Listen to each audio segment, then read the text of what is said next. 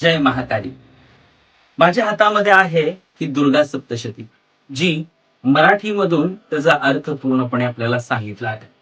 ही दुर्गा सप्तशती म्हणजे कर्म, भक्ती आणि ज्ञान यांचा सुरेख संगम आहे.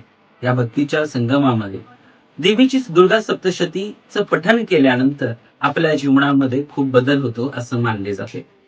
ही दुर्गा सप्तशती चैत्र नवरात्र, शारदीय नवरात्र या नवरात्रींमध्ये पठण केली जाते.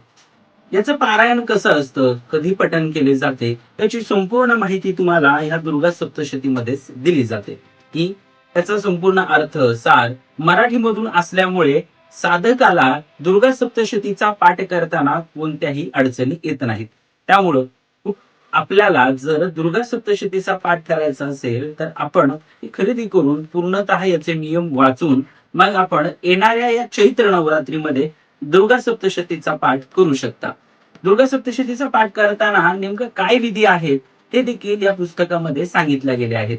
त्यामुळे ह्या येत्या चैत्र नवरात्रीपासून आपण दुर्गा सप्तशतीचा पाठ करू शकता. तुर्तास जय महाकाली.